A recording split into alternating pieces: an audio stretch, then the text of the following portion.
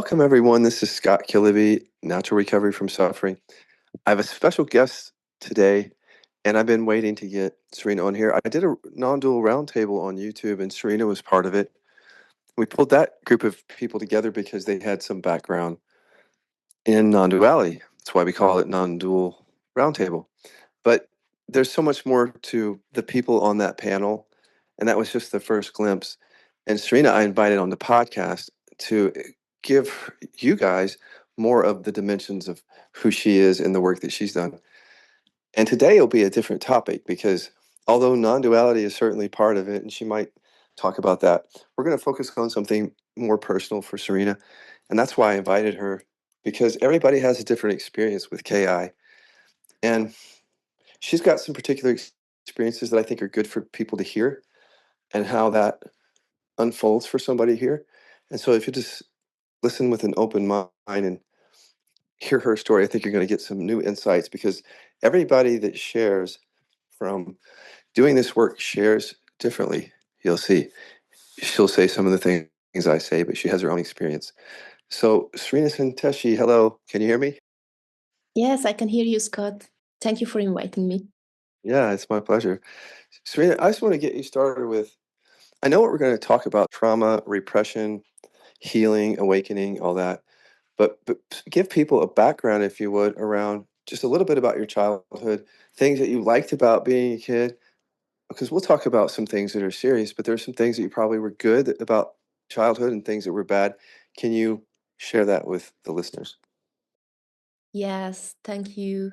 So, what was good in my childhood? If I can remember, were the first couple of years, maybe first 3 years. I don't have an actual memory of having a very good relationship with my mom, but I remember energetically somehow I can feel it in my body that maybe during the first year after giving birth to me, we had a kind of connection between each other, if you know what I mean. Like, I remember some love happening between each other, and I know that things got rough only after that.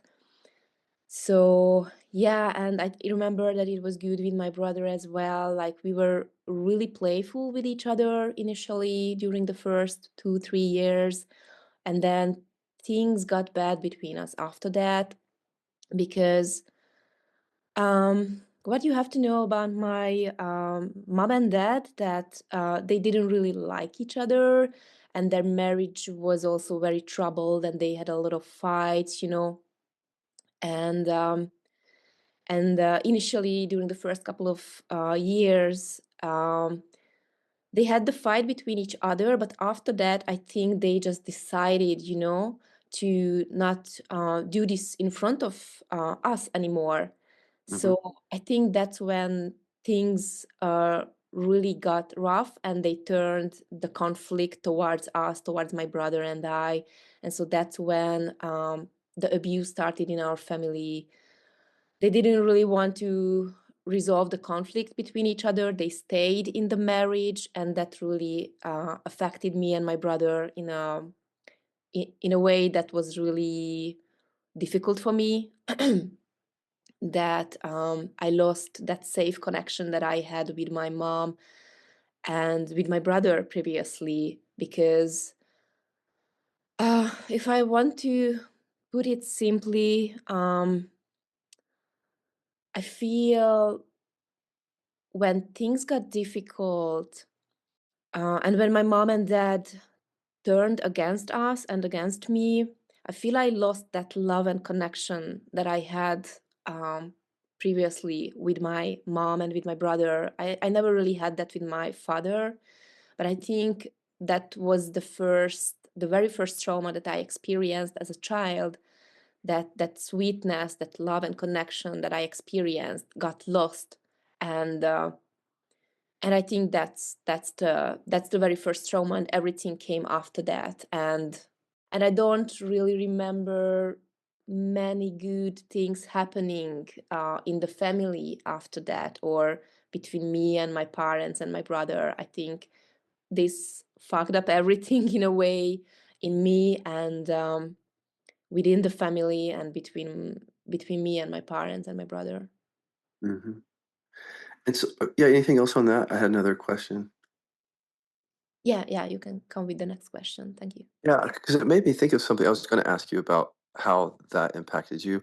Before I was gonna ask that is, I was kinda this is off a side note, is, I listen to people when we don't know whether to leave or stay in a relationship, and there you heard a story, like you just told a story about how parents who stay together, how that affects a child, just the staying together, 'cause I didn't know that part of your story. And, I knew about the other parts that we're gonna talk about, but I didn't know that they were just kinda staying together. So I was gonna ask you, is culturally I didn't explain, and you didn't either, where you're from. Is there any cultural things involved here, like people stay together, marriages, where you are from, before we go into more of your childhood? Yeah, for the previous generation, this was something very common that they stay together, even if the marriage wasn't working, or even if it wasn't a love marriage. I believe in love. I believe in love, and that a marriage should, or a relationship, a romantic relationship should start with love, because that's the basic foundation. But back then, especially after the war, some things changed, in people's minds, like culturally it changed, and so people wanted to stay together to make enough money together, for the family to survive. So somehow this impact that the war had on families and on the society, it made people think different, in a different way, if you know what I mean. So, Yeah. and I think it translated into our family also, and this, like, love became secondary, harmony became secondary, and survival, survival mechanism became stronger, or it just blinded my parents too, and it came from, their marriage came from guilt, mainly from guilt, like not leaving each other alone in trouble, because then we can't make it on our own. It was definitely very strong on my mother's part. Right. Sure, yeah. Okay, thank you. That helps me just, maybe the listeners, because the cultural stuff with your plays into it all. And you're a little kid, okay, but you don't know that as a little kid, right? You don't know all these things that you know now, those insights. And so, what I wanted to take people back to is how you. First thing I wanted to ask you: is it okay to tell the listeners that although you might repress or suppress a number of things, you're like me in that you repress anger before they hear your story, or did you say that? Anger was a big one, but I think if I go back to that very early childhood when the repression started, it started with joy, like, because essentially, or originally, I'm a very joyful and playful. I was a very joyful and playful girl, little girl, Mhm. and I wasn't thinking about others when I was expressing myself. I really liked being playful. I liked the forgetfulness, in my experience. I was so much into admiration of nature, life, Mhm. others. I was like looking at people and kind of like observing the details. So I was really into the joy Ah, of life, and I think that was my first repression, when mhm, I got ridiculed for that, after a while, by my parents and my grandmother and my brother. And I think mhm, anger came after that, when my emotional system and my little mind realized that I can't be myself here, mhm. because it happened Yeah. repeatedly, the humiliation and the resistance towards my experience from my parents. Then after a while, I just got fed up with it, and I got angry about that I couldn't be myself fully. And that's when I also started to repress the anger as Mhm, a real primary emotion for me, that caused maybe the most damage in my body mind system and in my health, in my mental health, that I got angry about being oppressed by them and rejected by them, even humiliated by them. But I couldn't express the anger, because if I got angry again, I got punished, and I again got humiliated. So all of it, all of those emotions, on top with anger got repressed in me. And after a while, um, I went very silent. Something there was like a deep disappointment in me, if I can say like this, because of the constant abuse and rejection that I had to experience. And again, I was very little at that age when it started, that I just gave up being myself. I think that's the most cruel experience that I could have being a little girl. I feel it in my body now, like this feeling of giving up, expressing yourself spontaneously, naturally, and kind of just going silent because I Mhm. didn't want to experience that rejection and abuse anymore. Right. Somehow, I think, yeah, I can feel that it's still very painful for me, this experience. Yeah. Well, this is the first time you've talked about this, right? And so people should know that publicly, some of this. And so can you take us a little bit more through what happened to the extent you can in the household you feel comfortable and safe with?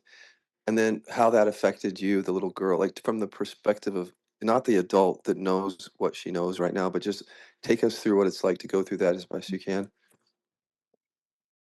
Yes. So, what I'm going to say is not easy to hear, although I feel to share it, even if I get very anxious when I talk about it, because it's not an easy topic for me. And maybe it's not an easy topic for the listeners either. But still, I believe that that's a kind of silence that we have to like break through. I myself definitely I want to break through this silence that got created as a little child, because what I had to experience daily is something that I don't wish even to my worst enemy. I don't have one, but you know what I mean. And I think the biggest torture for me was what happened between me and my mom, because she had her own traumas, um, and she had her traumas with my dad as well that happened within the family. And that made my mom to punish me for my femininity, to punish me for me just being myself. And it meant daily abuse on a physical level. She just couldn't bear me in a way. And because I was an unwanted child for her, in her eyes, I was like a punishment in her life. Some Someone that she had to take care of even if she didn't want that, like financial issue, like a reflection of her own sexual traumas, like generational trauma, because that sexual trauma on the feminine side in my family is something that's generational, like it happened to every woman. So that was like projected onto me as a little girl, and I went through daily threat and abuse from my mother. And it was very difficult for me to be afraid of someone who I really loved, who I really needed, and I couldn't really suppress that need in me, right? So that was the most difficult trauma for me with my mom, that I really needed her. Um, Looking at her, I saw safety, like I couldn't imagine as a little girl not having her around me.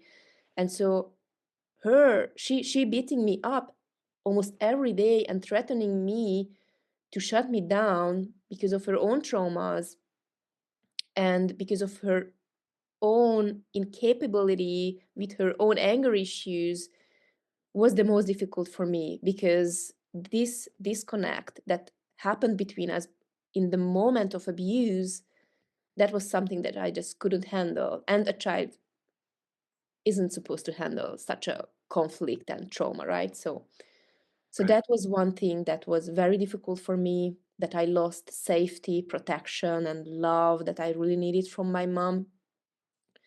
And the other thing that was a daily threat for me was the sexual abuse that happened from my brother's side. I don't know, maybe he has a personality disorder. I don't even care. That's not my issue, right? But that was something that created a lot of confusion in me, that something happened between us that shouldn't have happened, if you know what I mean. Yeah.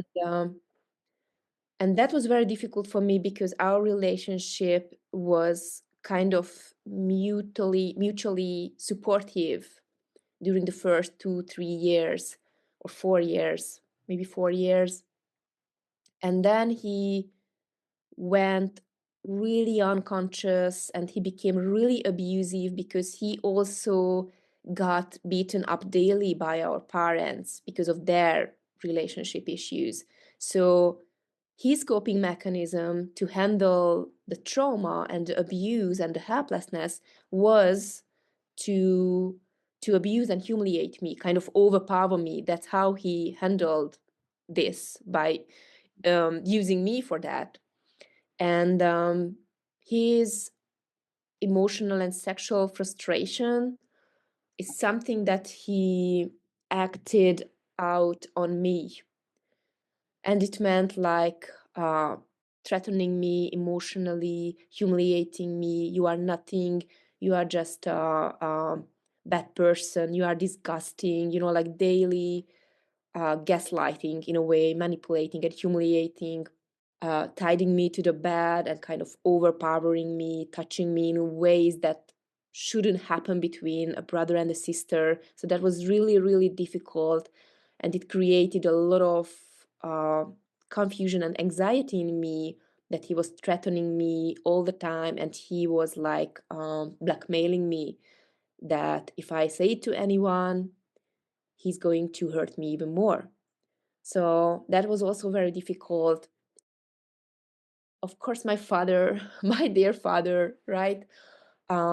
He was physically abusing me until the age of 12, I guess. And there was also sexual conflict with him, between us, because he really repressed his sexuality, and he also had a lot of sexual frustration because of his own childhood trauma. And so he couldn't really differentiate between women and his daughter. And so what I experienced was that I wasn't safe with my father, and there was always like this fear of that something is going to happen that I don't want to happen, that shouldn't happen.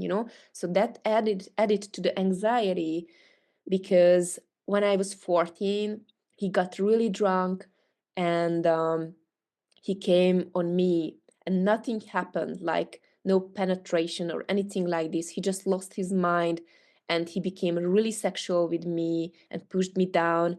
And my mother stopped that from happening. She helped me in a way, but she really didn't take care of me after that.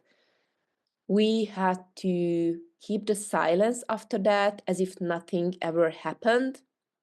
Mhm. And but the sexual energy and the frustration and the anxiety stayed there between me and my father. And so there was a daily confusion and anxiety for me. And it's good to know also that when these traumas happened, now I can talk about that, because I've been doing a lot of repression and trauma work, to process these things, so my memory came back. But it's also good to know that as a little child, the moment the abuse finished, I forgot what happened. Like literally walking out of the room and forgetting what happened. That's just crazy. It's still crazy for me how Mhm. our nervous system protects us, from the trauma to survive, because I had to forget in order Yeah. to get my needs met, because I still needed my mom and dad, despite like there are a lot of traumas that they did to me Mhm. and the abuse that they did to me. I still needed them to to feel safe, to have a home, to have food, to have someone when I go home from school, like all these basic things. Mhm. And so my needs didn't disappear, you know So I think that people have difficulty understanding that until they've done repression work, is that not only did you have your needs, but they weren't met? And then you have the repression. And before you answer that, because I know that's where you were going, is like your need for safety and connection was there because you were a human child. You just like every human child. And then that happened. And so that allows people to hear something about the work that we're doing because I don't want you to go into the work because I want to hear your story. But I have to say this as you go back into it, this is my impression of it, is that there's a lot going on there because gender issues I'm very sensitive to, and like you can't be the female energy and look at the male energy in the household, and there's the mother and father are not there, the energy that you need to those needs to be met. And I wanted you to, because I know you can bring some insight to that too about this topic about needs so that people can really understand why we're talking about it. Can you tell us a little bit about what it's like to have it's like all of us experience that, but that's an extreme situation where you have these needs, and then how does that affect you? Or were you even conscious enough to even know it? That's my other question. Do you even, when back then, would you have even known these things really? No, I had no clue about anything. I think that was the period of just trauma, experiencing trauma, going through trauma and just going unconscious. I was just repressing all my thoughts, memories, feelings, everything myself in order to survive. So that was the period of repressing myself to survive for safety.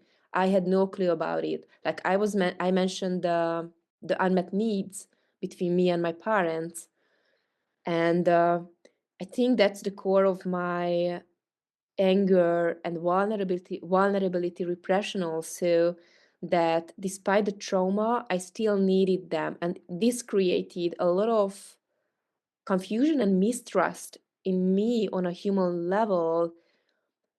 I don't know if I can call it the biggest trauma on a human level, that those who hurt me, I loved them because I needed them, if you know what I mean. So I think that was the biggest trauma. And during those first years of my life, when I lived with them, I was just repressing everything.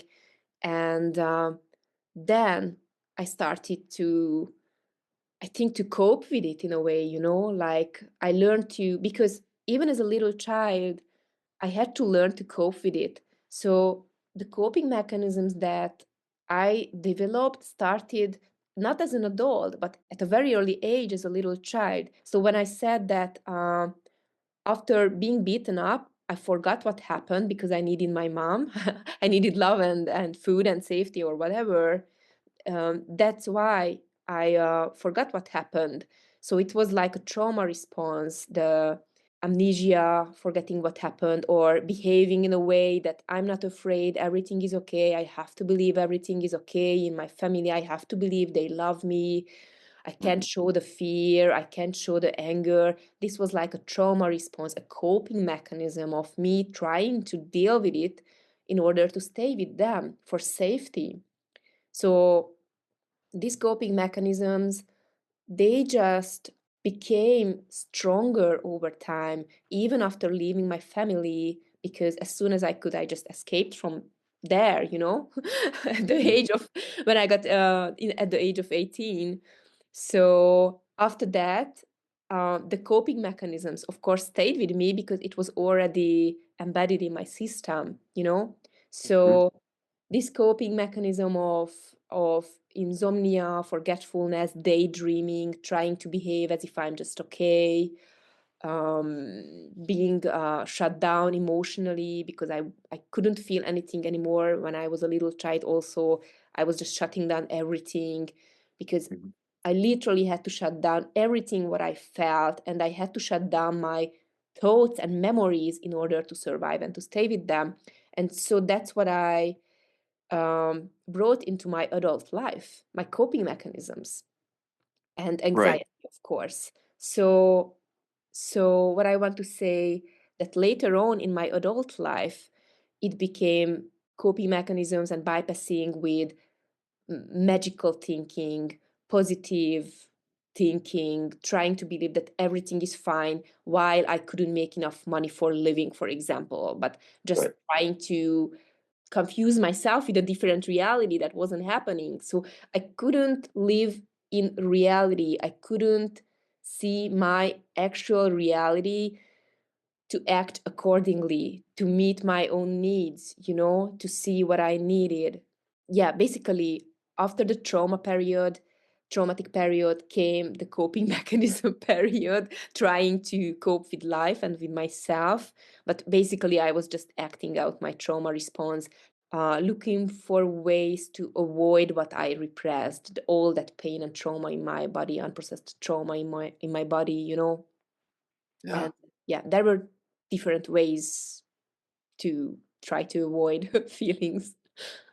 Yeah, yeah. I mean, yeah, you can mention them if you want. You've said a few things, but I was going to ask you, this is, I think everybody hears it and understands it. But, like, when you're talking about rage, as a girl, you're not feeling any of that, and because it's stuff that you discovered later about yourself. Because you explained that you don't feel anything, and you're going really quiet through as you grow up. And then when you talk about coping mechanisms, then it makes sense because you have to use stuff all that down. That's how it's connected. And then there's also the stuff that you're doing even in, like, you touched on it, but, like, meditation, you're a meditation teacher. Can you Yeah. explain some of these coping mechanisms so everybody can hear them? Yeah, I was coming to that. I wanted to bring precise examples for people, that after the traumatic period, basically everything became uh, avoidance and to bypass basically what got buried in my body, right? So, because I didn't want to feel the pain. So, it started with meditation. And the intention was good in a way because I wanted to heal, but I couldn't find anything in the world that could really help me to go to the root of the pain and suffering of the trauma. So, I was just finding stuff that helped me to deal with it in a way. Because I wanted to be okay. I wanted to feel okay. So it started with yoga and meditation. I even got certified, and I created a community. I really enjoyed being a meditation teacher. Now I'm laughing because if I look back, Yeah. it was just, oh my God, I don't think it helped anyone, um, me or the people who came to me. I don't say it was bad, but obviously it wasn't resolving anything. So Mhm. I wanted to be present. I wanted to be peaceful. I wanted to ease the pain, the trauma feelings, the anxiety. I wasn't even aware of any of this. I just wanted to cope with it. I wanted to be okay. I wanted to normalize my state, so to speak, because I believed if I feel good, if I feel joyous, if Mm. I can reach a state of okayness, that Yeah. everything will be okay for the rest of my life. That was so Yeah. unconscious and it was automatic. So Mhm. that's how it started with yoga and meditation, trying to find a peaceful state, and then deeper exploration of spirituality that just came by itself because after leaving the house of abuse, so to speak, Mm. I started to win myself back a little bit. So those insights came, like spontaneous presence, feelings in my body, like everything just disappeared, and I felt so grounded in the body, and everything felt so light because Mm. I wasn't that suppressed anymore by others. So I had space to experience myself also. So those spiritual insights and awakening experiences just came by itself. And that was very useful, very, very useful. I listened to Eckhart Tolle. That was also very useful and explained a lot. But it also went into very strong bypassing and avoidance already, again, because the conditioning, the trauma response was already very strong that I have to feel okay, joyous, and then it will last for the rest of my life. So Yeah. seeking was already too strong to really ground myself in any practice. And there were like many other things because I don't know if you can hear it in my voice when I talk about it. I feel the compulsion energy in my body, because I was very Yeah. addicted to yoga, meditation, spirituality, awakening feeling presence Mm, in my body. I was addicted to sex relationships, BDSM, abusive mhm. relationships. I thought because of the sexual trauma that that was the normal way of having or doing sex. That's Yeah. just crazy. But everything was compulsive because I wanted to feel good.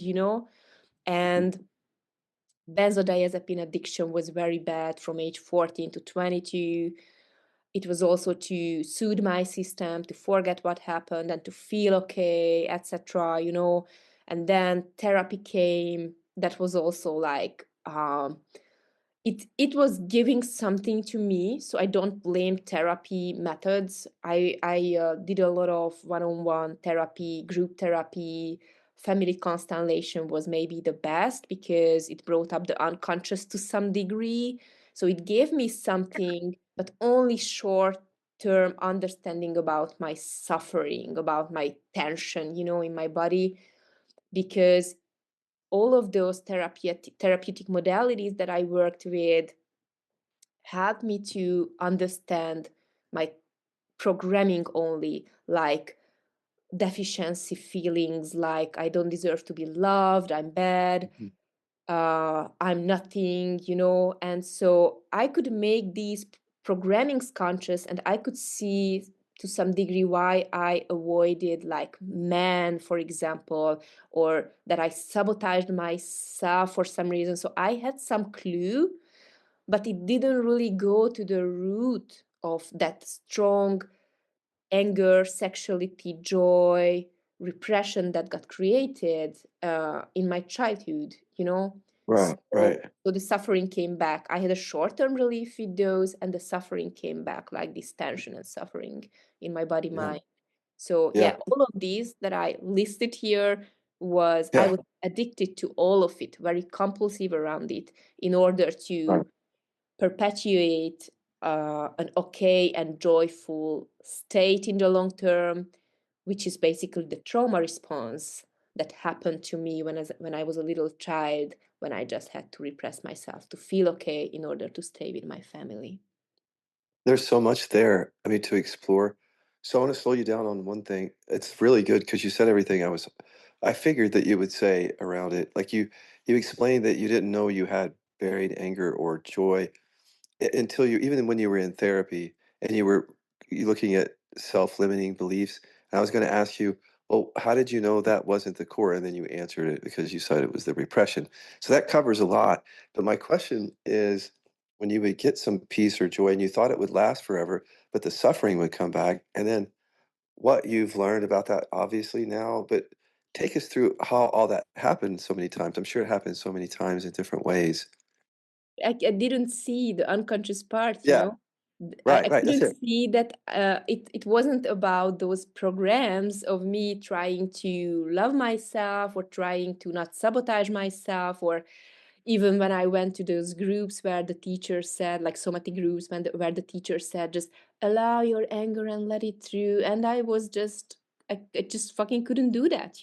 And I was looking Yeah, around in the room and I saw that no one can do that. Everybody's just fucking stuck. That's what I saw yeah, and that was my experience. So the yes. suffering came back, and the pain and the tension and the disappointment came back Yeah, every time when I had a kind of success with therapies, yeah, because I couldn't see that at the core there was the inability to express my emotions when I yes. talked with someone, when I was on my own, when I was whatever, during the day. I Mhm. couldn't I couldn't even feel it, Scott. That's the biggest part of emotional Yeah. repression for me. I didn't know that there was an issue with that because I couldn't even feel those emotions. So Mhm. whenever I was supposed to set a boundary with someone, for example, like, I don't like the way you are talking with me and I want to finish this conversation now, I need some space, I just couldn't Mhm. say it. Right. Like, yeah, yeah, yeah, yeah, maybe you are right, let's talk about that. Like, you can hear it in my voice, like this phoning response. Mhm.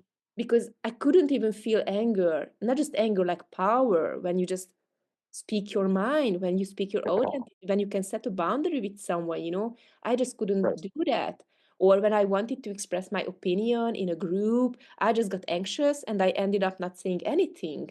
Or when I felt sexual with a man, I got really anxious, and or when I made sex with my partner, the only I was so shut down. I just faked orgasm basically because it was so Mhm. re-traumatizing me for a long time. I could bring more examples, but basically Yeah, what I want to say that in each situation in my human relationships, I couldn't say and do what I wanted because I wasn't aware that I couldn't even feel the emotions that I repressed as a child.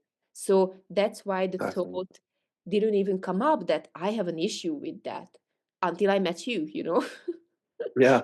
Well, that's what I want exactly, that's what I wanna slow you down on. I wasn't being articulate earlier because, if you're like me, because you and I didn't know each other before KI, I would do a lot of those other things, like the awareness, the mindfulness, the processing, or yoga, you said, and but see, what I've learned since then is by not getting to the repression, it invites the suffering back, and I've now seen science around it. I don't need the science because you've seen it in your life, and that's what I was trying to get you to explain to people because when they're going towards meditation or different practices, it's an innocent thing.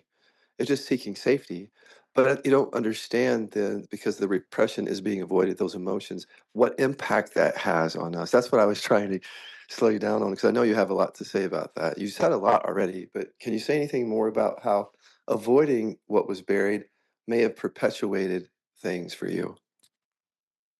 Yeah, and I think that's the biggest disappointment that I found some success and some consciousness in those modalities and in non-duality and spirituality, presence practices, self-recognition, and all these things.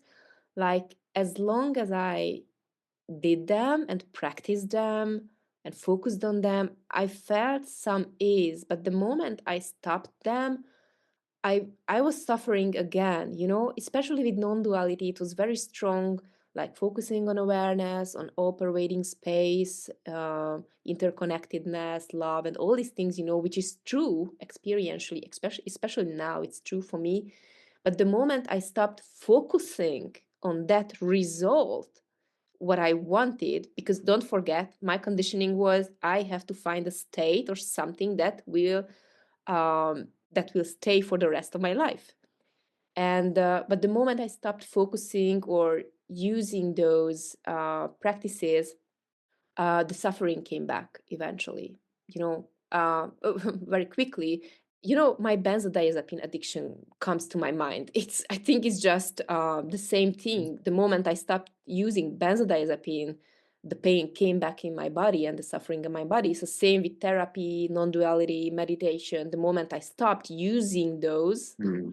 the suffering came back because I couldn't access the root of repressed emotions in my body. And Wow. it got very, very bad after decades of repressing myself with those modalities and techniques and methods. Mhm.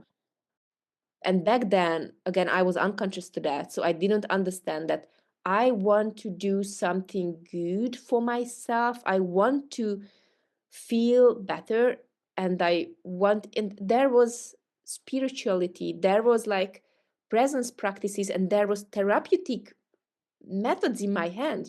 So I Mhm. literally felt that I'm doing the best as I can to help myself, but that itself was standing in the way because back then I couldn't Yeah. see that the very attempt to heal and feel better was the movement of getting away from the root of the suffering, which was emotional, strong repression in my body Yeah. that was creating this seeking and wanting to heal that attempt itself. So Yeah.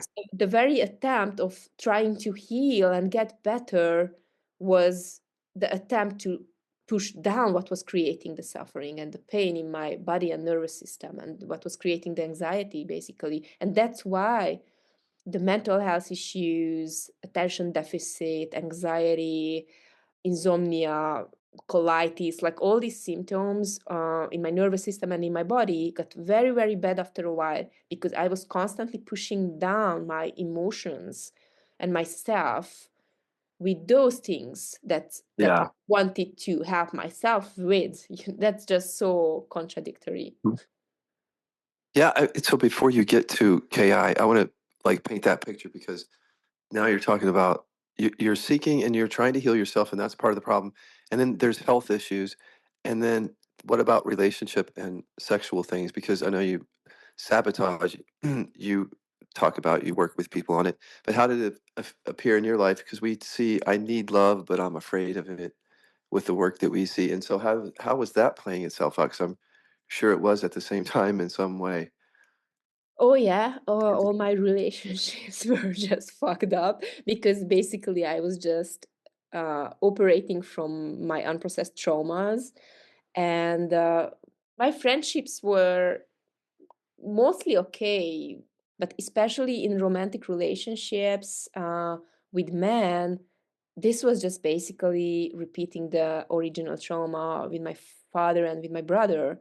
So I always attracted men who just wanted to fuck, you know, and Right. I didn't even see that I thought and felt and believed about myself that I don't even deserve better, just to being used, fucked, and then thrown away, you know?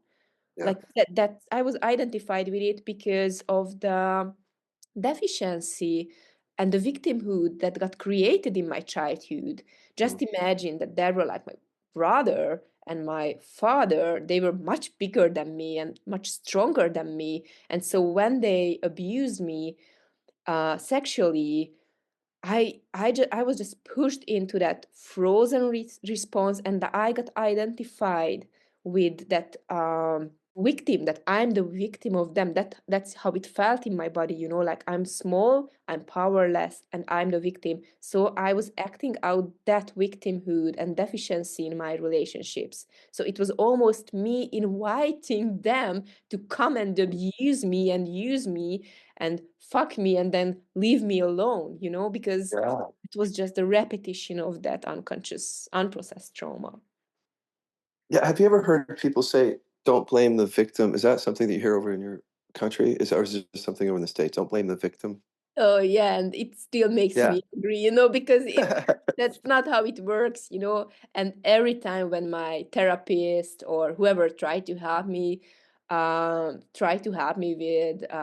victimhood, powerlessness, and with these identifications, or spiritual people, you know, like just leave it behind, or you are not that, or believe that you are strong, or all that bullshit, you know. I Mhm. was so fed up with it, and it just created more anxiety and more deficiency and more self-sabotage in me that I just found those relationships even more, you know, because of my inability to go to the root of the victimhood, victim identity and the victim consciousness.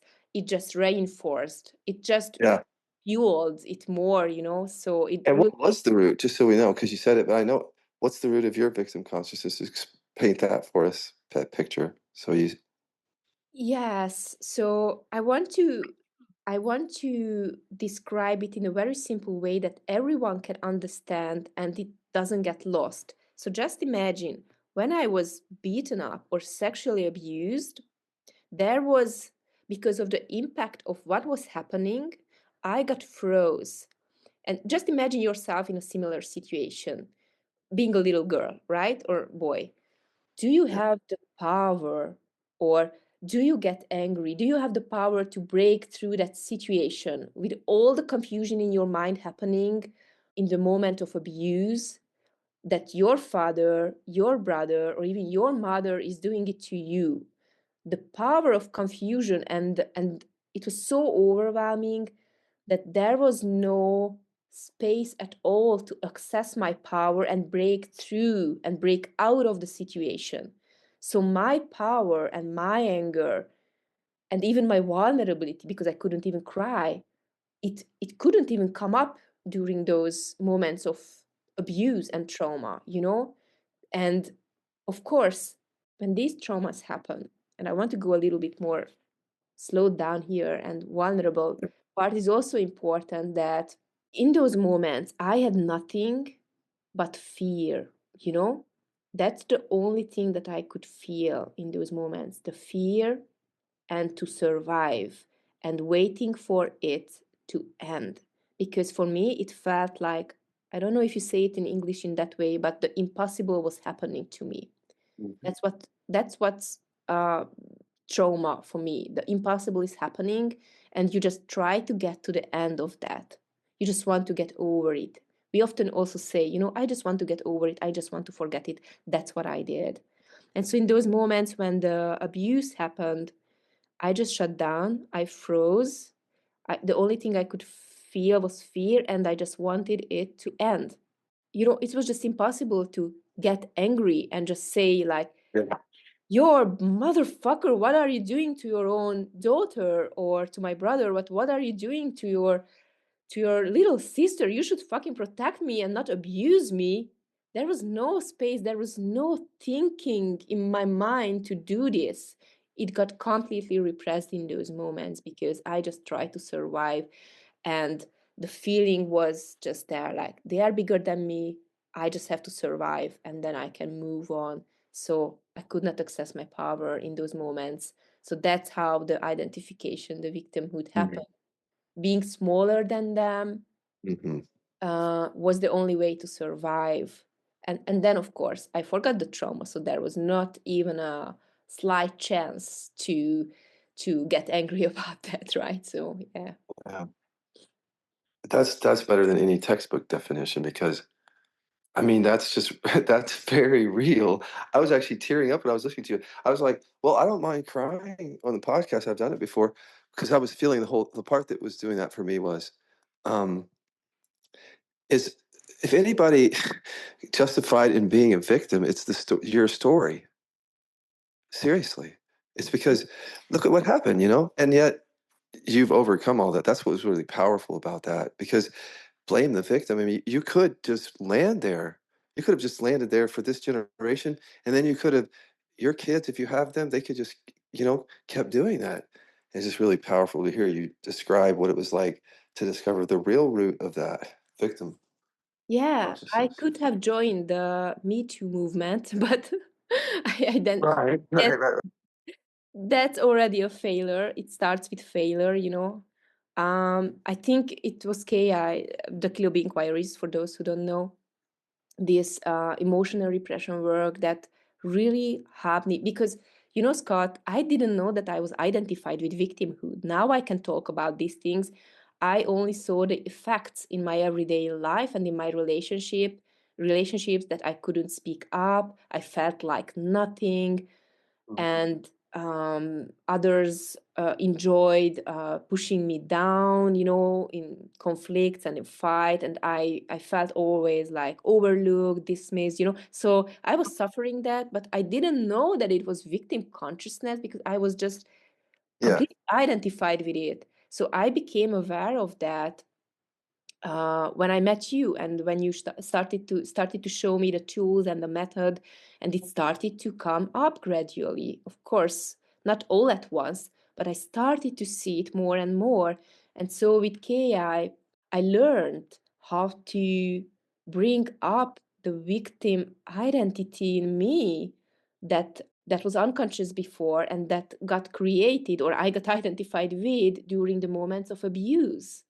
So yeah, I could make that victim feeling conscious because I also want to emphasize that these are not just beliefs because we just call them because of the esoteric and spiritual bypassing, we just call them like these are just beliefs. Victimhood is just a belief. You just have to think yourself out of these beliefs or just let go of these beliefs. But it's not possible because these are not just beliefs, they come from childhood feelings, experiences, because I actually felt small, powerless, and victim in the moment yeah, of abuse.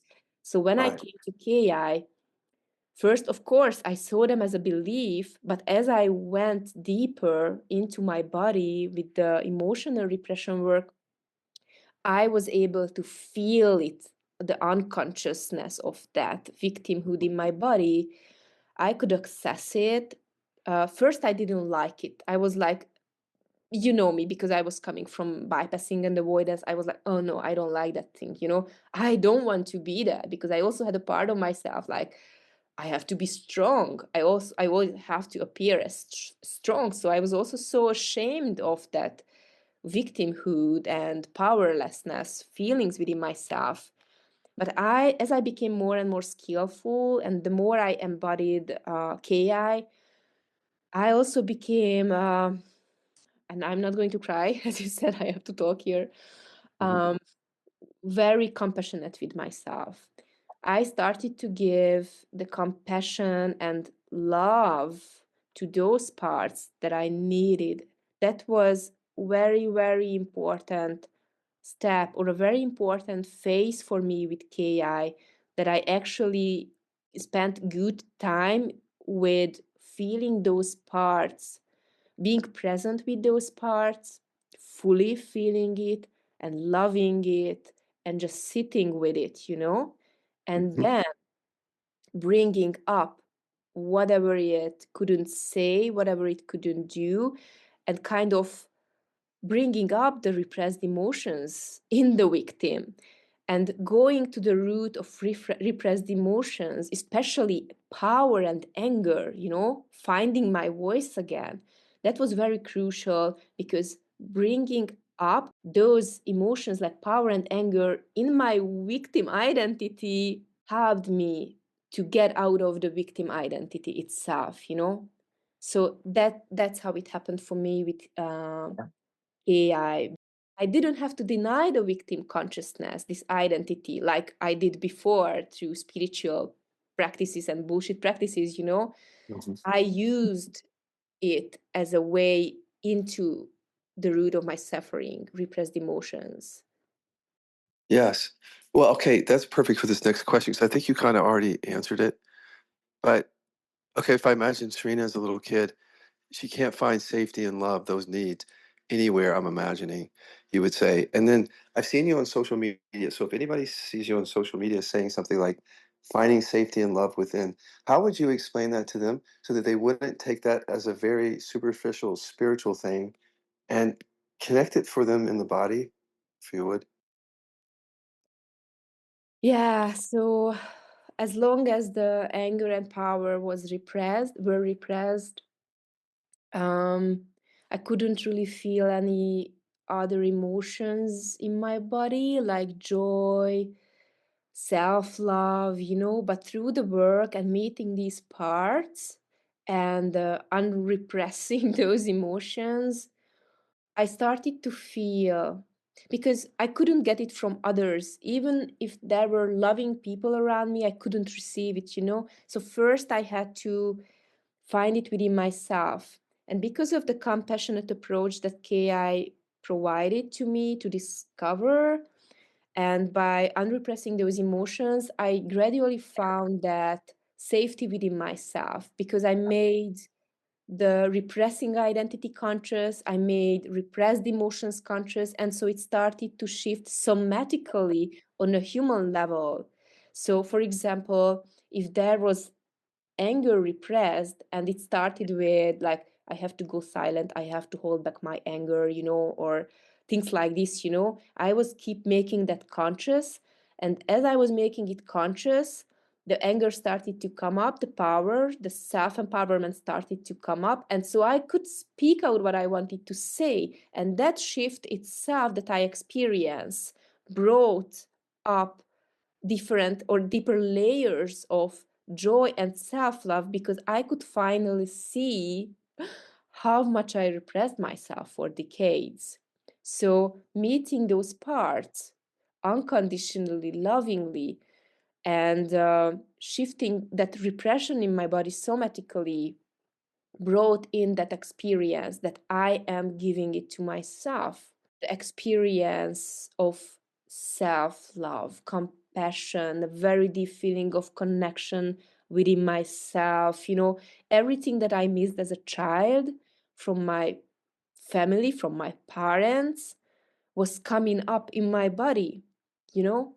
And when it comes up in your body, you know, like this self Yeah. love and vulnerability and connection, and I started to feel safe in my body, once I could express my emotions and I could be myself. I felt very safe in my body, so it didn't make sense anymore to kind of getting it from others in a needy way.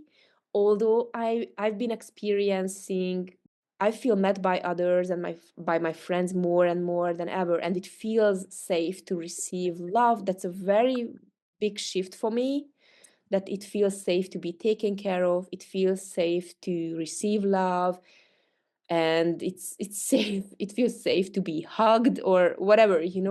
But I'm less and less looking for that from that needy stuck place. It's a really different experience now, and I think that's the sweetest outcome that I have now, that I was looking for that, but I don't have to look for that anymore, because I have this, I'm experiencing this within my body. And so I don't have to search for this anymore, because as long as I'm searching for this from others, this feels unsafe. So I'm very happy that this unsafe seeking um, stops gradually, and I feel more grounded and integrated within myself. And it's just so sweet to love yourself, right? Yes, yes. I have to ask one more question, which is we only have just like a couple of minutes, I know. But if you can't, so because at the end, just say where people can reach you to work with you. You can find Serena on my website, killaby.com. Go to the services page, the menu drop down, and you'll see services clarity call. And then you'll see Serena. It's a free clarity call. And she'll talk to you. If you're serious about working with her, in that clarity call. So that gives me like 2 minutes to ask this question. Tell you a little bit about codependency. I mean, that's a word that's out there. We never really did it when we started doing. We never talked about that when we started. But when you start working with people, you start thinking about codependency. Anything else you want to say about? Because you said it, but like in terms of the needs, and when you're helping people from your standpoint, before and after repression work. Yeah, I think it's a very important topic for me, especially as a mentor and trainer who helps people in a way that I transfer the tools and the method to them. And I want to be raw honest here, I want to, because those people who listen here and maybe they want to work with me, they have to know my background. And I want to be honest that I also come from a codependent pattern with an anxious attachment style, like an anxious avoidant attachment style. And because of the unmet needs that I had with my parents, I developed this codependent pattern that I brought into my relationships. So the love, safety, and protection, and acceptance and appreciation that I didn't get as a child from my parents, I expected it unconsciously from others in my relationships. And I was searching for this love in them and from them. So, yeah, that's what codependency is, in my view and in my experience. Like, trying to get love, safety, and acceptance from others. I was carrying that into my relationship with my clients also. So that's very good to be aware of. And I'm sure you guys know that it's not just me, that's the normal in the therapeutic field, right? And so before becoming an emotional repression facilitator, mentor, and trainer, I was operating from that place with my clients, that by helping them, I got love and appreciation from them. And I was also in a safe position because I became the helper for them. And I really believe that I had to help them. Like, they are troubled, they feel unloved, they feel unsafe. So I'm the one who has to help them. Me being the helper was an unconscious act of actually disempowering them, depriving them of their power, of their own power, to find that power and come out of victim consciousness, just as I did through the work. I was depriving them by me being that I was identified with the helper identity, basically, because and that's just so innocent, or even feels right, like, oh my God, that person feels so unsafe and unloved, so I have to help them to see it for themselves. So, but what shifted for me after coming out of codependency and meeting myself and my own needs within myself, and not depending on others that much, that codependent pattern also dissolved from the relationship with my clients, mentees, sorry. So I'm not really feeling like I have to help them anymore, or not even seeing them as victims, or that they need anything from me, or that I can give anything to them, or that I'm even a teacher. That just sounds ridiculous, because I don't feel any superiority or inferiority in the relationship with my mentees, the people I work with.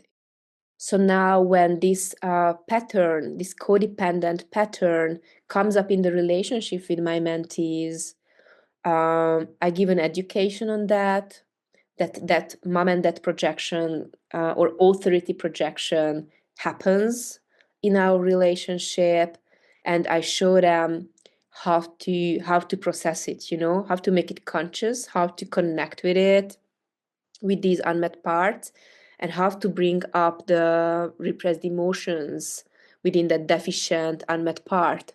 So in that way, they are not stuck in this pattern projecting their needs onto me, because by that they are also disempowering themselves.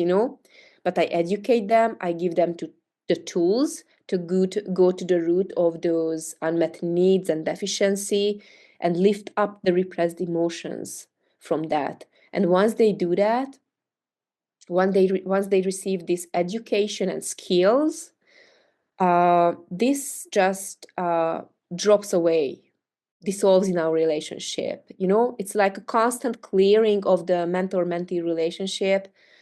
And in that way, they feel so empowered. That's self-empowerment.